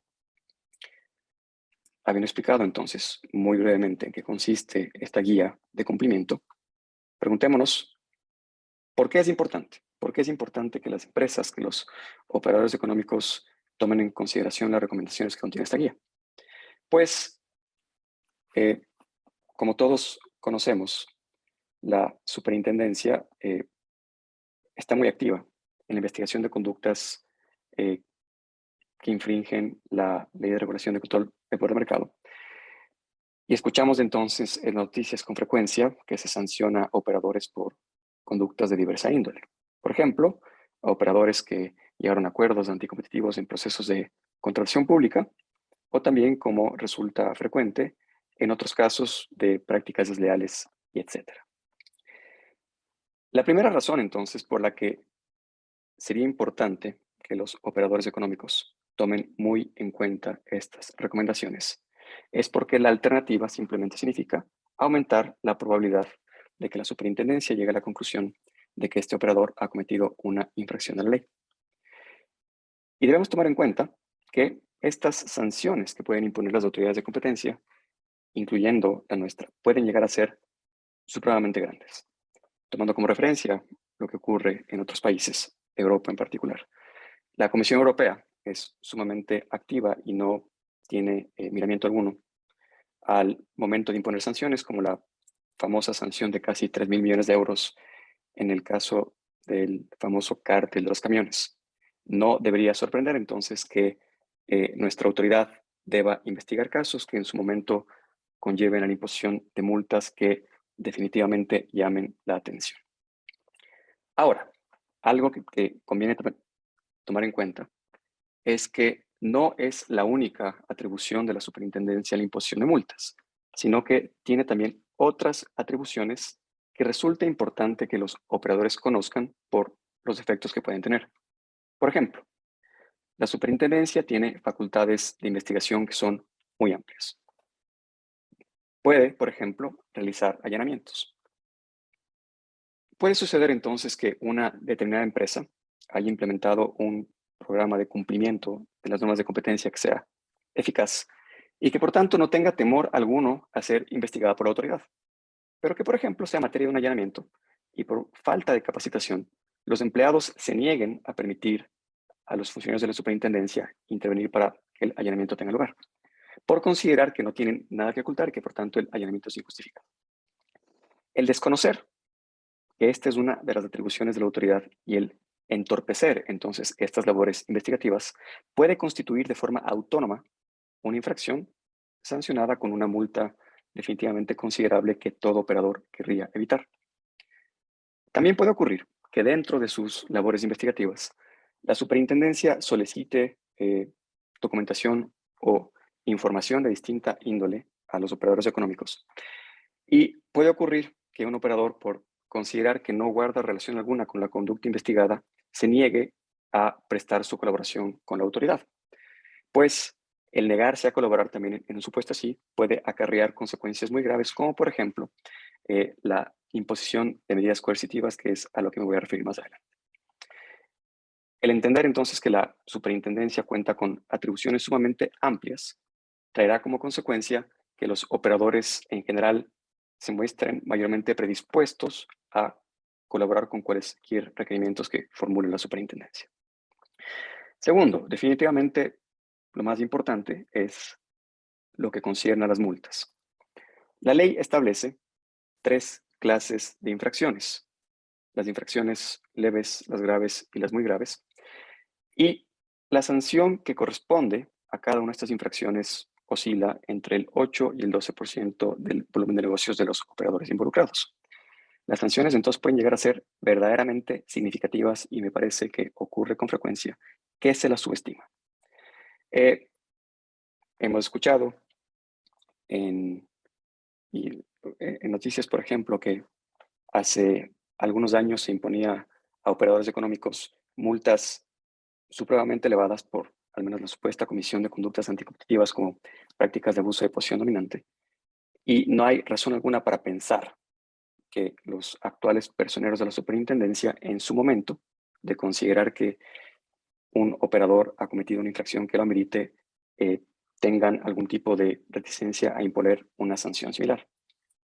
Y algo que resulta importante tomar en cuenta dentro del contexto de la conveniencia de cumplir con normas de competencia es que infringir estas reglas acarrea consecuencias no solo de carácter administrativo.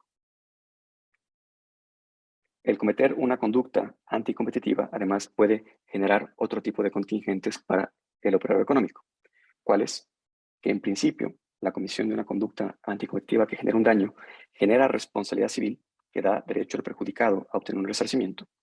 Y en ciertos casos, la comisión de una conducta tipificada en la Ley de Regulación y Control de Poder de Mercado también puede suponer cometer un delito penal. ¿Qué quiere decir esto? Que más allá entonces de la multa que puede imponer la superintendencia, que de por sí ya puede ser muy considerable, las empresas deben tomar en cuenta que las secuelas, las consecuencias de cometer conductas anticompetitivas pueden ser más amplias. Y para referirme a otra de las atribuciones que tiene la autoridad y que puede ser muy relevante que las empresas no subestimen, pues la ley se refiere en el artículo 85 a la posibilidad que tiene la superintendencia de imponer multas coercitivas.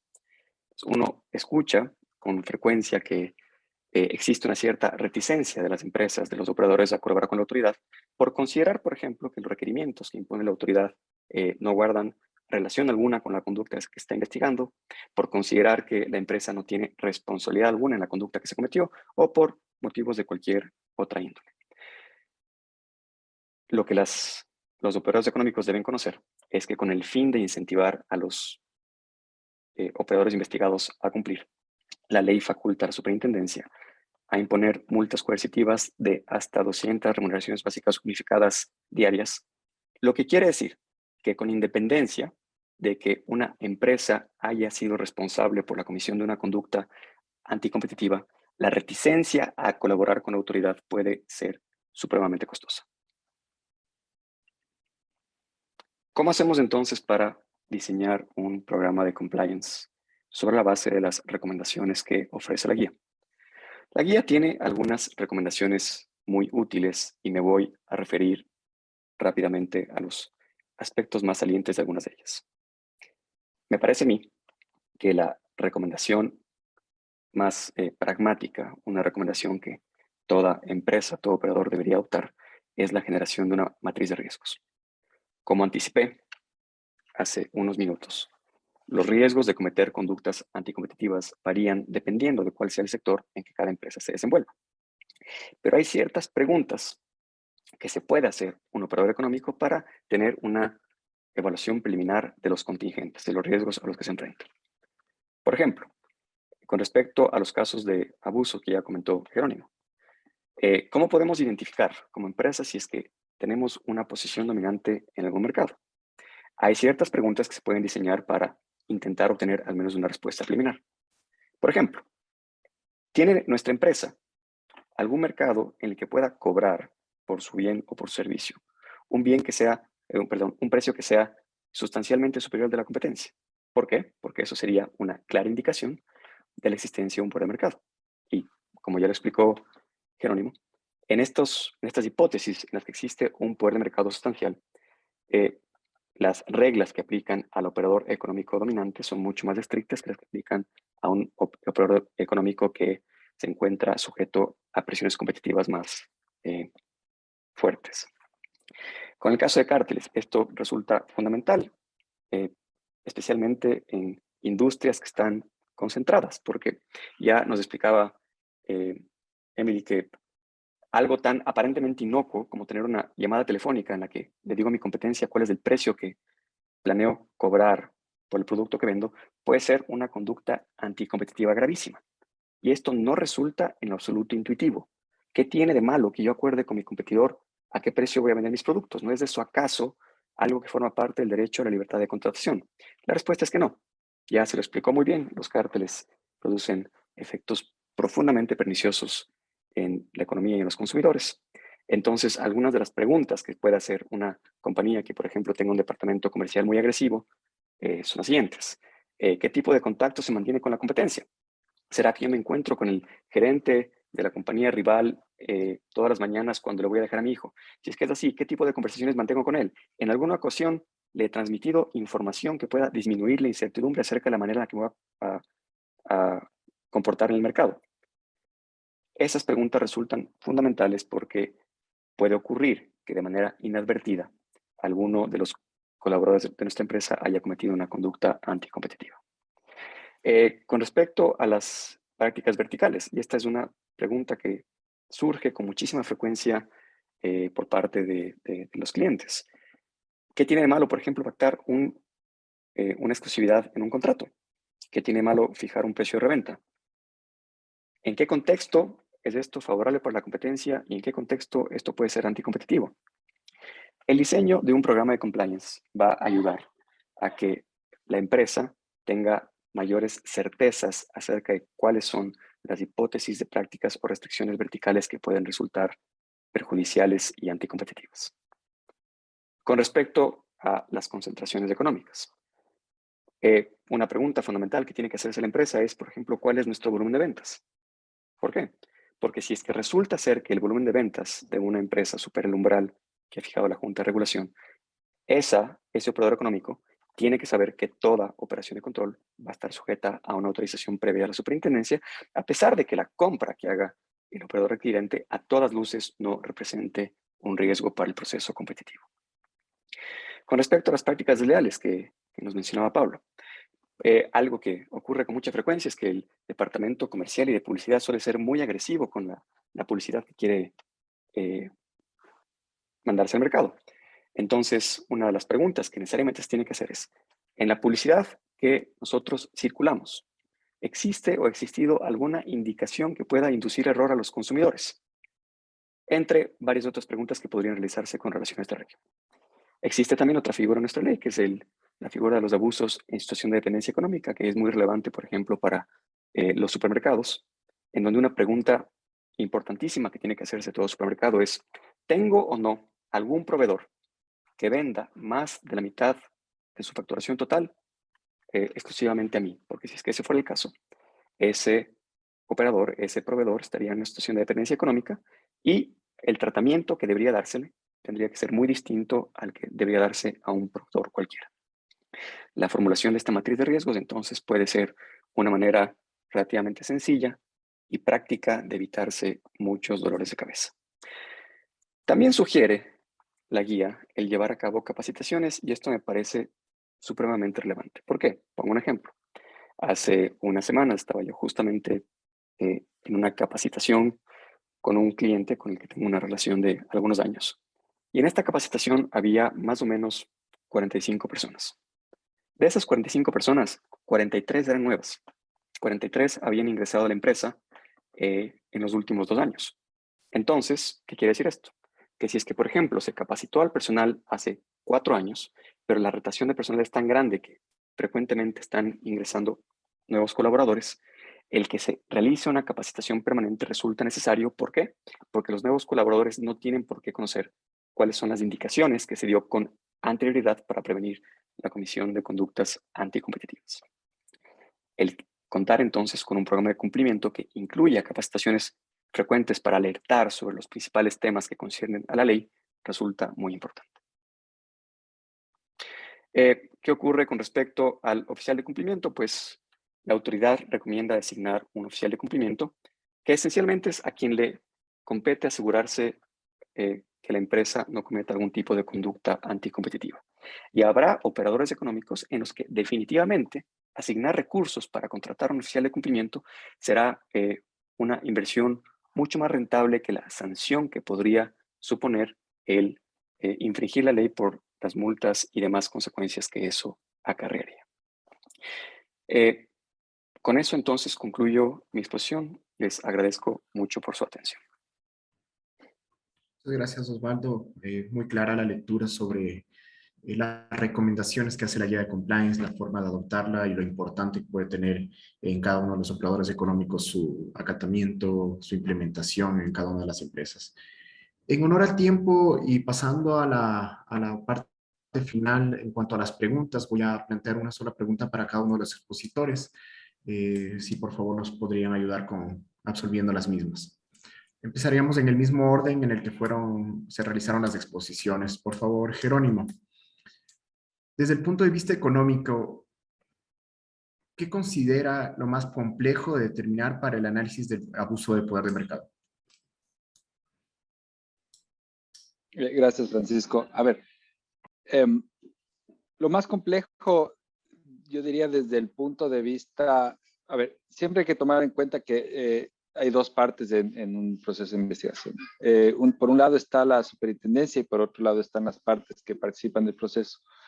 Generalmente para las partes es complicado el acceso a la información. Nosotros, como digamos, en mi experiencia como consultor, tener una clara data sobre el mercado a veces es inviable. Yo diría el 90% de los casos, tal vez 95% de los casos.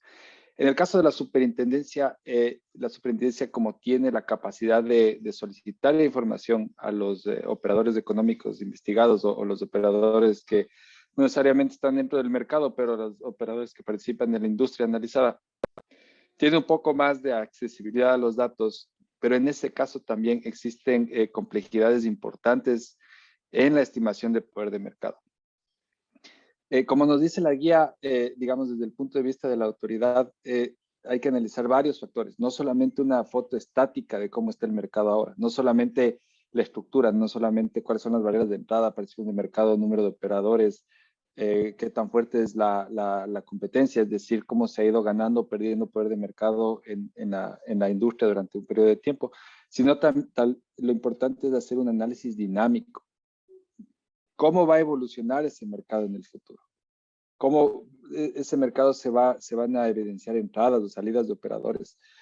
Yo justamente para prepararme para esta ponencia, yo quería poner un ejemplo y por el tiempo no me dio el tiempo, pero si ustedes analizan, digamos, si es que quisiéramos analizar la existencia de poder de mercado en la industria de automóviles, de venta de automóviles nuevos en el Ecuador, y se hiciera el análisis en el año 2015, o tal vez 2015, 2016 o 2017. Yo estoy casi seguro que se podría definir solamente por un análisis con una foto que Chevrolet podía tener poder de mercado porque su participación estaba por sobre el 40%. Pero si ustedes analizan desde el 2017 hasta el 2021, la participación de mercado de esa marca ha ido cayendo y ahora está por cerca del 22, 23%. ¿Y por qué se ha dado eso? Porque han entrado un montón de nuevas marcas, especialmente marcas chinas. Entonces, ¿qué pasa ahí? El mercado evolucionó de un mercado tal vez de una competencia oligopolística a que se hubiera pensado que es un mercado donde existe competencia oligopolística, pero en realidad es un mercado donde hay competencia monopolística. ¿Cuál es la diferencia? Que en la competencia oligopolística las barreras de entrada son tan altas que la estructura del mercado en el tiempo no cambia. Cuando en cambio en la competencia monopolística las barreras de entrada son bajas. Entonces uno tiene un primer momento donde observa que un operador tal vez abarca poder de mercado, pero ese poder de mercado se va desvaneciendo en el tiempo conforme nuevas empresas van ingresando. Entonces yo diría que lo complicado para la superintendencia es tener claro el modelo de competencia que hay en el mercado y cómo ese modelo de competencia se ha desarrollado no solamente en el pasado, pero se va a desarrollar en el futuro. Y muchas de las herramientas que nos van a ayudar, tanto a nosotros como consultores, como a la superintendencia, porque al final el objetivo de ambas partes debería ser alcanzar con claridad cuál es la realidad competitiva del mercado. No jalar para el lado de esta es mi hipótesis como intendencia y esta es la que quiero defender, ni jalar por el otro lado de esta es mi hipótesis como investigado y esta es la hipótesis que quiero defender, sino cuál es la realidad del mercado. La que te va a ayudar a llegar a esa realidad es un análisis cuantitativo profundo y robusto, de tal manera que la superintendencia y por eso yo mencionaba, estas guías van hacia allá, ¿no? Tenga una metodología clara, que sea clara para todo el mundo y que le obligue a cumplir con ciertos parámetros antes de definir la existencia o no de poder de mercado. Eso va a ayudar no solamente a que haya una consistencia conforme diferentes equipos económicos ingresen y salgan de la autoridad, pero también va a ayudar al administrado a darse cuenta cómo va a ser analizado el poder de mercado y va a dejar menos vacíos para la interpretación de la subjetividad. Yo creo que estas guías hacen justamente eso, o sea, ayudan a de cierta manera llevar la complejidad que es que acabo de decir, de algún análisis de poder de mercado tal vez estático, algo un poco más dinámico. Gracias, Jerónimo. Muchas gracias por tu respuesta. Por favor, para Emily, ¿es posible y cómo se lo haría aplicar la presunción de ilegalidad en los acuerdos restrictivos verticales? Gracias, Francisco. Definitivamente, a mi criterio, es posible, pero difícil. Yo no lo recomendaría. Creo que básicamente toda la doctrina, toda la jurisprudencia sobre el tema se ha referido en gran mayoría a los acuerdos horizontales. En nuestra legislación no hace una distinción, no dice si se trata de un acuerdo vertical o un acuerdo horizontal. Entonces, por eso yo creería que hay un espacio para hacer un tipo de análisis de acuerdos verticales en los que se aplique la presunción de ilegalidad. Sin embargo, como lo digo, esta puede ser un arma de doble filo para la superintendencia. Creo que el trabajo que se ha hecho es bastante importante. Como lo decía yo aplaudo y sugiero que se siga empujando la aplicación de una presunción de ilegalidad, pero para poder poco vender y poder ver los efectos, las bondades de esta presunción, yo recomendaría que se lo haga primeramente para acuerdos horizontales, habiendo el espacio para acuerdos verticales y considerando que la autoridad no está exenta de análisis, ¿no? Incluso en una fijación de precios así brutal, donde encuentras el correo que dicen ya mañana sacamos el producto y la vamos a vender a uno, no es un tema de tengo el correo, pum, voy y sanciono. No es así como funciona, ¿no? Entonces, yo creería que es posible, sin embargo, empezaría primero centrándome en los acuerdos horizontales. Perfecto, muchas gracias, Emily. Una pregunta para Pablo. ¿Podría explicar desde su visión académica un ejemplo de una conducta desleal por cláusula general y si esta podría ser sancionada de conformidad con el artículo 78 y 79 de la Ley Orgánica de Regulación y Control del Poder de Mercado? Ya. Bueno, muchas gracias. En principio, la cláusula general es conocida por parte de la doctrina como el cajón desastre, ¿no? Y parte justamente de esta interrelación entre lo que es el derecho mercantil y en nuestro caso el derecho administrativo, ¿no? En principio, el presumir de que el legislador va a adivinar y va a coger una bolita de cristal y va a presumir cuáles van a ser todas las conductas desleales que pueden tener lugar en un posible mercado, sería pues algo imposible, ¿no? Directamente no se puede. Por ende, se utilizan estas figuras, la cláusula general, también conocida como una cláusula de textura abierta, en la cual permite, a través de la concatenación de sus elementos, en este caso ecuatoriano, actos contrarios a los usos y costumbres honestas, más allá de la discusión de que eso corresponde a un modelo anacrónico de competencia leal, pero usos y costumbres honestas en el mercado. Muy bien, entonces, si el parámetro de análisis sería dos. Primero, si tenemos una conducta anticompetitiva, una conducta desleal, ¿se puede encasillar en una de las conductas del 27, sí o no?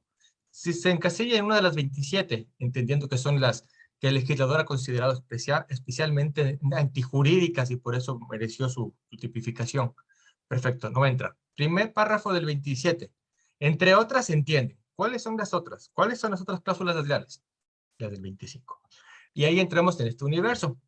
En lo que se refiere a casos específicos que conoció la superintendencia, actos de desorganización empresarial, por ejemplo.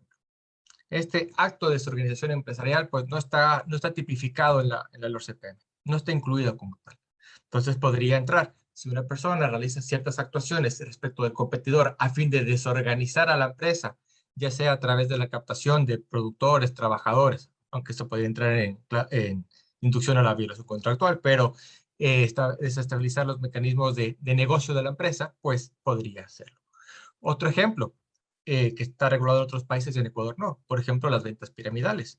Lo que son actividades económicas piramidales, donde el núcleo del negocio no está en la venta del producto, sino está en la incorporación de nuevos eslabones en la cadena, pues básicamente puede entrar por cláusula general. Contrario a los usos, costumbres honestas. Tener una unidad, un tipo de negocio, que en el cual se promete vender un producto que realmente no es el núcleo, sino es la incorporación de nuevos agentes, y al momento que ya no entran más, se cae la cadena, ¿cierto? Se cae la pirámide, pues sería desleal. Y está tipificado en la ley 3/1991 de España, por ejemplo, y no está en la nuestra. ¿Significa que no la podemos conocer? Sí, sí que lo hacemos por el 25. Sin embargo, entramos en el artículo 27. El artículo 27 nos dice que se considerarán prácticas desleales, y mal escrito también, tengo que decirlo, prácticas desleales, las que falsean la competencia conforme al artículo 27. Entonces podríamos tener una interpretación muy legalista, es decir, solo el 27, pero el 27, primer inciso, ya nos dice entre otras. entre otras. ¿Y cuáles son las otras? El 25. Entonces, claro, en este sistema de análisis tenemos que tratar de justamente interpretar el 25, el 27 como una sola norma, no una sola norma, pero tipos de deslealtad, tipificados con la infracción del 78 y la sanción que corresponda conforme la graduación de la sanción en el caso correspondiente. Podríamos incluso acompañar un poco o fundamentar un poco mejor la pregunta, y para poder establecer la graduación o la sanción del 25, nos podemos referir al 335 de la Constitución y al 336 de la Constitución, en el cual establece justamente que es un deber del Estado el establecer mecanismos de mercados transparentes, eficientes, competitivos, y establece la obligación de poder sancionar las conductas que son de abuso por el mercado, acuerdos destructivos de la competencia y otras prácticas desleales. Otras prácticas, ¿no? Entonces, anclaje constitucional no sobra, simplemente sería el concatenar de manera adecuada desde el punto de vista de deslealtad, del término de deslealtad, otros países contrarios a la buena fe, efectivamente contrarios a la buena fe, y la sanción correspondiente. Obviamente con los parámetros de consideración de nuestra ley, la afectación a la estructura del mercado, la competencia, la eficiencia económica, los derechos de los consumidores, dentro de esta concepción justamente, ¿no?, de defensa de la competencia que ya hemos explicado en la exposición. Creo que con eso responderías la pregunta, ¿no? Gracias, Pablo, clarísimo. Por favor, Osvaldo, una pregunta. La guía de compliance señala que el inadecuado diseño o implementación de un programa de compliance podría tomarse como un agravante dentro de una investigación por parte de la autoridad. ¿Es correcto mencionar esto, dado que de manera específica el no cumplimiento de un programa de compliance no es una acción tipificada en la ley? Muchas gracias, Francisco. Es una gran pregunta. Yo diría que todo dependería de lo que se defina como inadecuado. Pero si es que, por ejemplo, una de las recomendaciones que se plantea en la guía es que en caso de, por ejemplo, iniciarse una investigación en la que la empresa considera que existen indicios que podrían llevar a concluir que es responsable, hay que destruir esa información, pues la implementación de esas recomendaciones sin duda constituiría un agravante. Entonces, el resumen sería que indiscutiblemente el actuar sobre la base de recomendaciones indebidamente formuladas podría constituir un agravante, pero el que se cuente en abstracto con un programa indebidamente realizado como tal no tendría por qué serlo. Gracias, Osvaldo. Y para finalizar, solo hacer una última corrección a algo señalado inicialmente. Se señaló que este evento era justamente en el afán de acatar medidas correctivas al compromiso de cese de comercializadora Inralve, cuando en realidad es una medida correctiva a una sesión impuesta por la superintendencia a tal operador. Entonces, simplemente dejar sentada esa corrección. Agradecer a todos los participantes, a los expositores por todas sus presentaciones y todo lo que han aportado la tarde de hoy, y a los presentes también. Sin más, la Superintendencia de Control del Poder del Mercado agradece su participación. Buenas noches para todos.